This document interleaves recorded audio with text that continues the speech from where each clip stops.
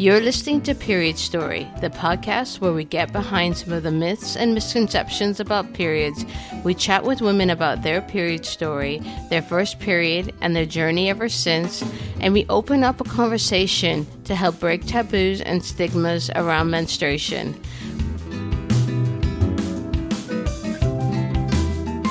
I'm your host, Lanice Brothers. I'm a registered nutritionist, women's health, hormone, and menstrual cycle coach, and the founder of Eat, Love, Move, a nutrition and well-being practice. Welcome to today's guest.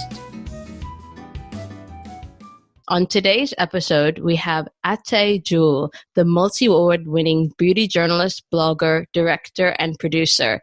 She's been in the industry for 18 years, writing and styling for titles such as Vogue, Tatler, Sunday Times Style, The Telegraph, Allure, Guardian Weekend Magazine, Glamour, Grazia, Red Magazine, Stylist, and Get the Gloss. She was also a Marie Claire UK columnist for 2 years with her column Color Counter, celebrating beauty for all skin tones. Welcome to the show. Thank you so much for having me. It's great to be here. So let's start off by getting into the story of your first period. Can you share with us what happened?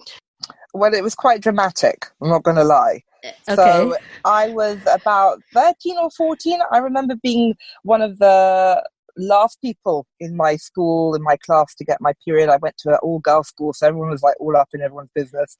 And I was one of the last. And I was like, oh God, when is it going to happen for me? I remember one of my friends started at 9 in primary school. So like by 14, it felt like a long time. And it was in the middle of the night. I woke up with stabbing pains. I thought I was going to die. I thought I had appendicitis, or I thought, and I remember screaming. It was a screaming, hysterical pain. And my mum was so concerned, she rushed me to the emergency room, and I was in there moaning, and it was like a dull ache. And I remember my mum saying, "Scream louder, Ateh, so we can come on. It's the middle of the night. Scream louder, be more dramatic, like so we can get speed." And I was like, it was a lot of drama, and it was literally. The doctor's like, "Oh, have you started your period?" I'm like, "No." And they quickly worked out it was probably the beginnings. And the only way I can describe it was like a gas station coming on. It's like all the machinery powering up. And I was like, it was literally, so the imagery I had in my head is the machinery is turning on and it is not pleasant or comfortable. And it was literally that kind of like cranking of like gears, which manifested in a stabbing, aching pain. And I thought, if I've got 40 more years of this or 30 more years of this, I'm like, this is not going to be cute. But it was a painful experience.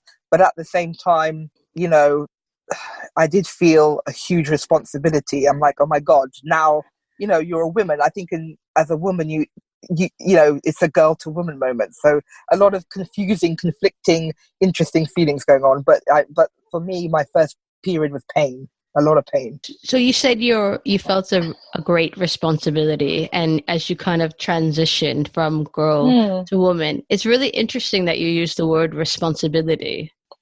Yes, I mean, I had a very chaotic childhood, very dysfunctional, and I think as a child I often felt, and I'm also a recovering perfectionist, so I always felt a lot of responsibility.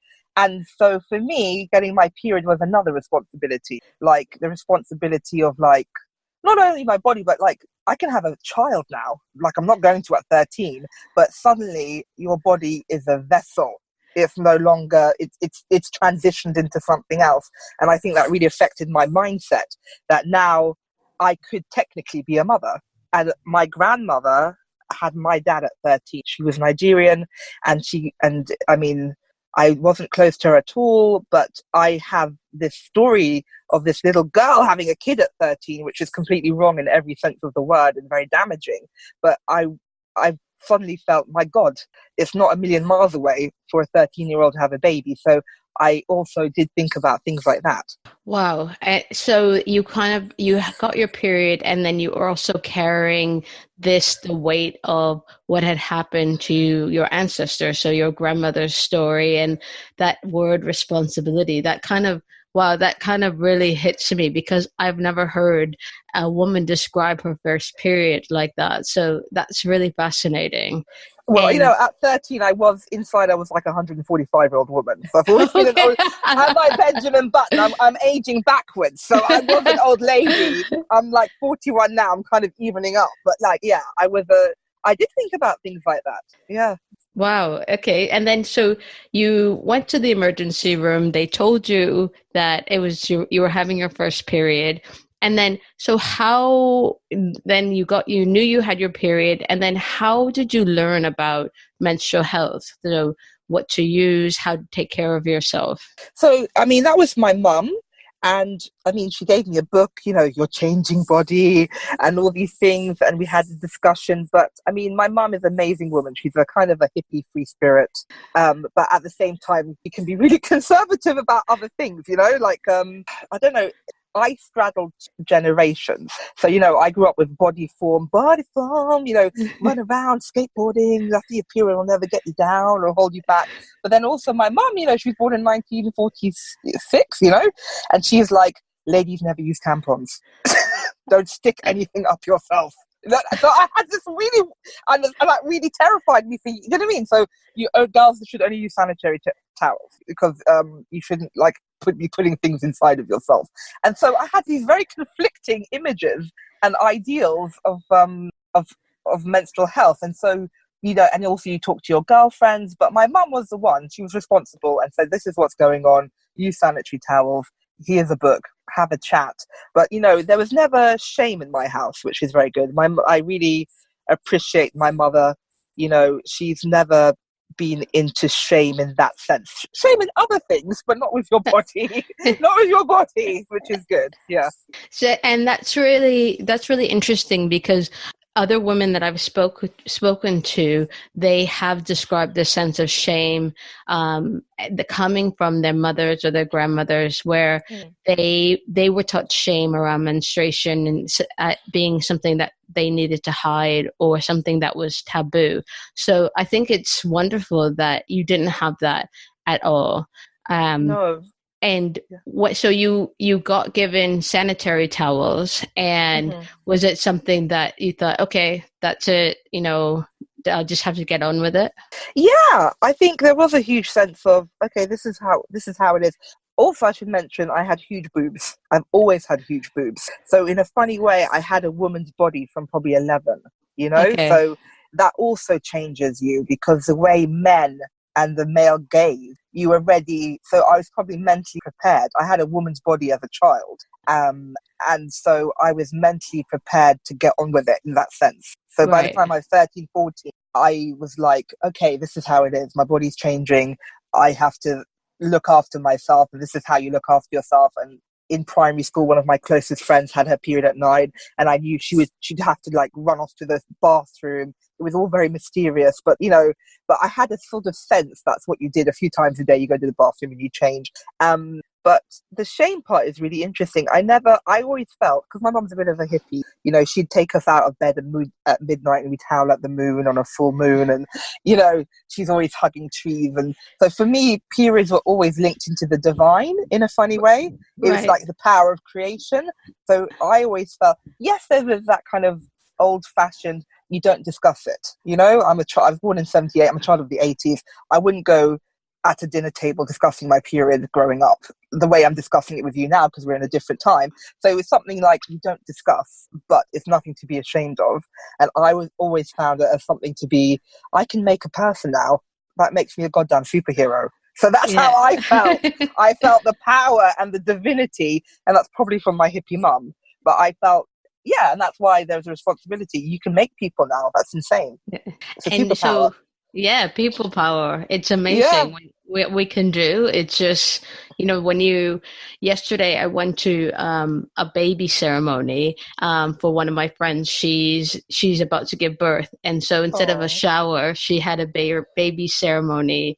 And wow. She was talking about how this idea of the divine and how she made a person and this person inside of her. And it's so interesting that you brought that up today. So what about the conversations that you are having with your daughters about periods and menstrual health? I mean, 8, I have twin daughters. They're delicious and amazing, and it's very difficult because you don't want to burden them with too much information. How much information? It's a different age, it's a different time. And I wasn't going to mention anything, but you know how children are, they just burst into the toilet and they were like, Mummy, what? And I was like, I'm in the bathroom. They just burst in. They're like, Mum, why is there strawberry jam in the toilet? I was like, maybe could you please leave? And then, I had a comment, and I was like, do I say yes, but there's strawberry jam in the toilet, or do I say actually that's blood? And I just thought, you know what, keep it real. So I was like, you know what, once a month, a woman, and I explained it in a very matter-of-fact way. And then what my daughter was like, nah, delete it. Like nah, that's crazy. That's crazy. Like, she thought I was just like trying to like pull her leg.